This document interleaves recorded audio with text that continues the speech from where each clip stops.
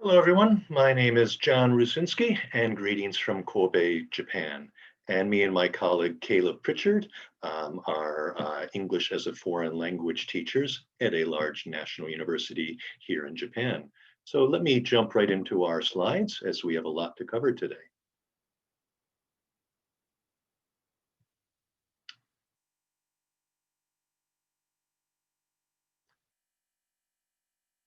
So we will be talking about cross-cultural humor misunderstanding case studies and in the context of foreign language teaching. So here we are. That's me on the left in one of my many wonderful previous trips to New Zealand, and Caleb on the right when he found out we could not actually go to New Zealand after I've been raving about it for many years to him. But we will be back, of course. So what we have for you today, an introduction to explain what we mean by cross-cultural humor misunderstanding case studies, a rationale for why we use them. I'll experientially go over two case studies and also share some student reactions, and then just finish with some caveats. So we are using this term case study quite loosely here, but as you know, basically just an up close and in-depth detailed examination of a particular case. So what does this actually mean in the context of a humor misunderstanding? Let me explain. A cross-cultural humor misunderstanding case study does not mean when us Americans steal your British shows and make them much less funny in your eyes. No, it means just examining misunderstandings across cultures, both the causes and, of course, the consequences. And these could be in interpersonal communication or in the mass media. I'll share one of each in today's presentation. So why we've incorporated such case studies into some of our classes. As Lorenz famously said, laughter forms a bond, but simultaneously draws a line. So of course, humor has so many benefits, but it can also cause misunderstandings, anger, etc. So we want to consider that line. And many researchers have talked about, again, despite these benefits, humor, misunderstandings about humor across cultures can lead to confusion, embarrassment, even anger. And finally, in the context of foreign language teaching, more and more researchers are advocating humor competency training. So the importance of understanding the humor of the target culture in your language study. And we've been constantly thinking of this theme as we edited our Bridging the Humor Gap book recently. So we have used these in some different classes, but in today's presentation, I'm going to focus on a particular class I created called Humor and Cross-Cultural Communication, which was quite unique as it was open to both Japanese and international exchange students. So in the end, I also did have inner circle English speakers. So 25 students, more than 10 different countries, and from all circles of English. But all of them did have a quite high levels of English.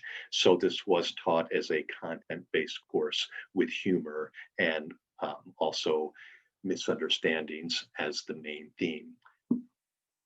So let's jump into case one, which was a case involving interpersonal communication, meaning two people talking face to face. So I know how much you love baseball down there in New Zealand and Australia. So the first case involves a incident which happened after a baseball game here in Japan. Still a very popular sport here in Japan, and of course also our national pastime in the States. So this involved an American batter or batsman, as you might say in cricket, Matt Merton, and the starting pitcher or bowler that game was a Japanese pitcher, Atsushi Nomi. A little background about Merton. This was his third season in Japan, and he was quite a strong, good player and quite popular with the fans. But in the 2012 season, Merton and the team were both going through some struggles, which leads us to our misunderstanding. During this game, Nomi was the starting pitcher, so of course he wants a great defense behind him, but Merton made a bad defensive play during that game.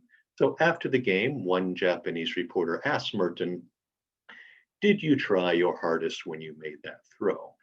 You can probably imagine how Merton felt by such a question. So his reaction was, no, I don't like Nomi, so I let the other team score a run. Now, let's have a little Japanese lesson. Even if you don't read Japanese, probably you can imagine the next day's Japanese sports newspaper. The headline was a direct translation. Martin says, I do not like Nomi, so I helped the other team. So this obviously caused a lot of problems. Some fans, management, etc., were quite upset with Merton and quite confused by his words, why he's criticizing or making fun of a teammate in such a way. So may seem obvious, but a quick comprehension check in class would just be what were the intended meaning of his words and what was his message or emotion. Because if you do come from a culture with less sarcasm, maybe it's not completely obvious. So as you can see, our first case study involves sarcasm and verbal irony. And why it's important to include such cases, 3 reasons. So as we all know, sarcasm is very common in many English-speaking cultures and other languages, but here in Japan and some other countries, much less common. And many people might think of sarcasm as a negative type of humor, but it also does have many positive functions and good intentions to bond with each other. But as we saw with the Merton case, there are big consequences when it's misunderstood. So some warm-up discussion questions in class, again, with students coming from so many different cultures with different degrees of sarcasm, just thinking, are you personally sarcastic? How common is it in your culture? How has it worked for you? Positive, negative impact of sarcasm, and also what are the functions? Again, bonding, criticizing, etc. And we also might think, not everyone is good at detecting sarcasm, despite the language it's being used in.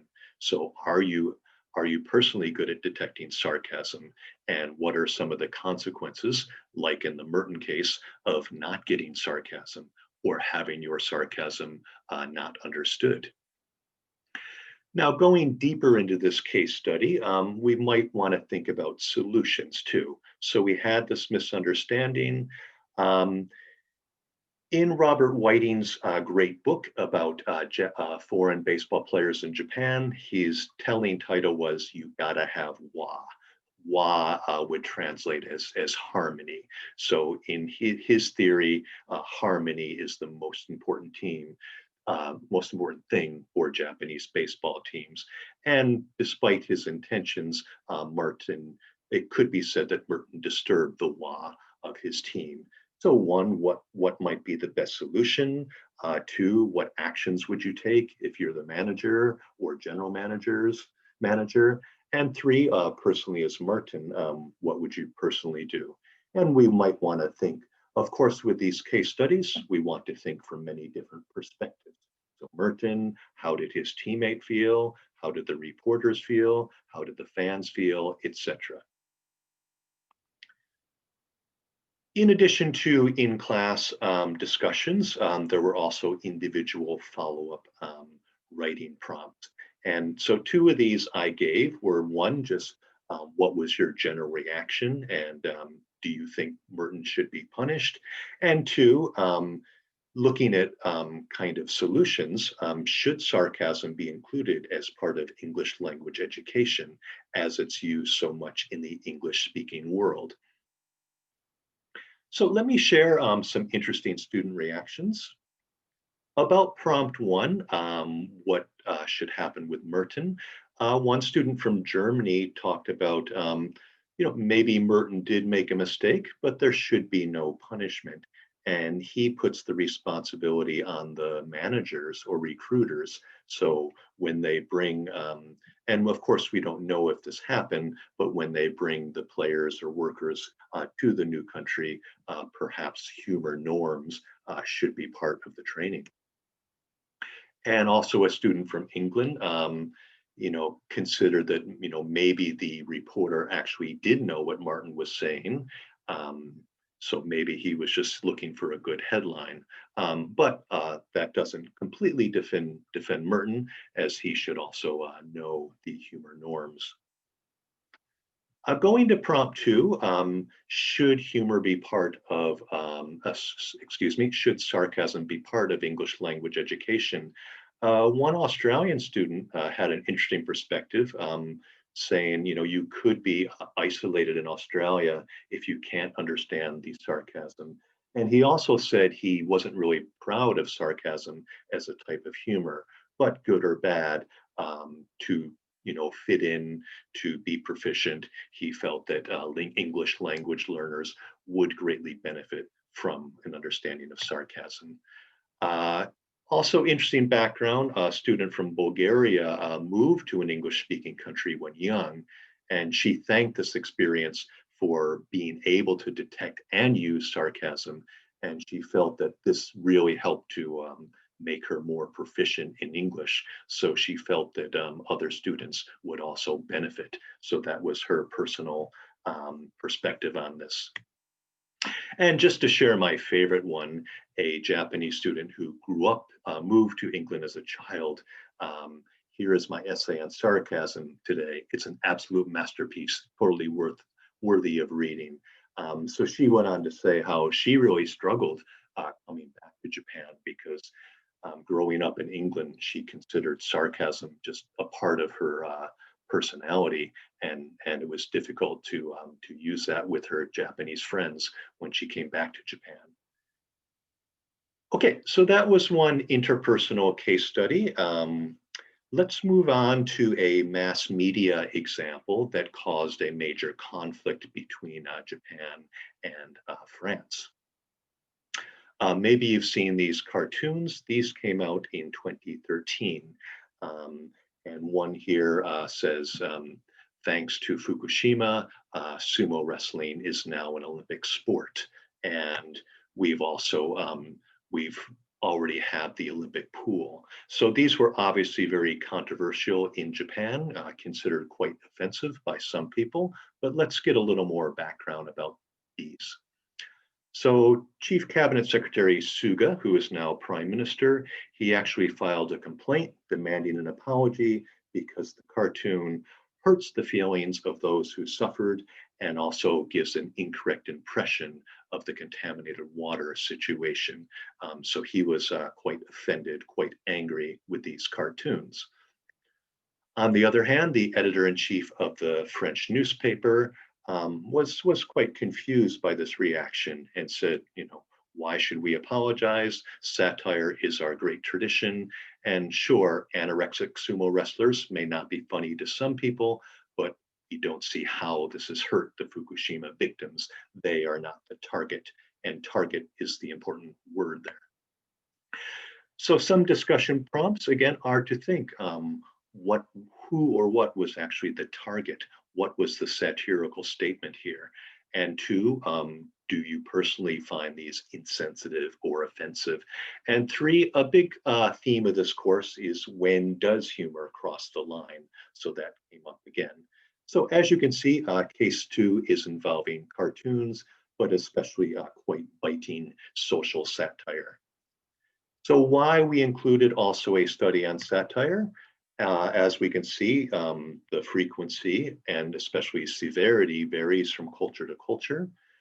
And again, with current political commentary, satire, satirical news is such an important feature. So if you are hoping to understand the humor or the politics of the target culture, very important to understand.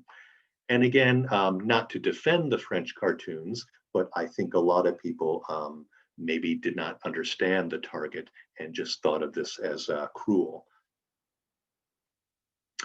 And in Wells' chapter in Jessica Milner Davis's book on humor in Japan, she does talk about how modern Japanese satire is quite mild. It does exist, but compared to European satire, quite mild. Okay, let's one thing important to do in class. Again, if some students, this case was new to them, so we did have to look at the timeline because timing also does matter.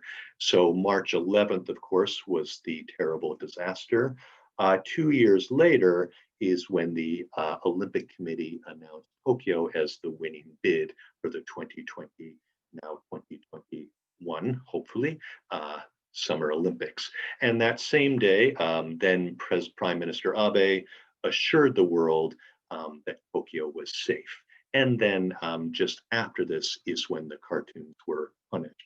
Again, not to defend the French newspaper, but the timing is important here. If you compare this with Gilbert Gottfried, who tweeted jokes about the tsunami just hours or days after the incident, and was promptly fired by Aflac because they have quite a big presence in Japan. So again, his jokes had no target. And then, so these were, of course, on Twitter. I wish I could think of another controversial figure on Twitter, but I can't remember his name at the moment.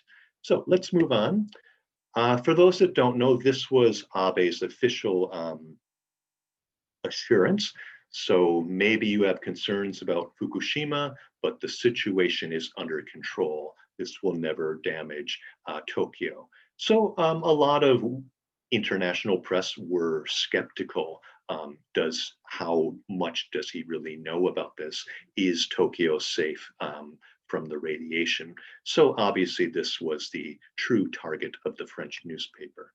So if we go back to our discussion prompts, again, after looking more deeply at the case, we want to return to these same prompts just to make sure that everyone understands the target, and then maybe they can get a deeper opinion about this.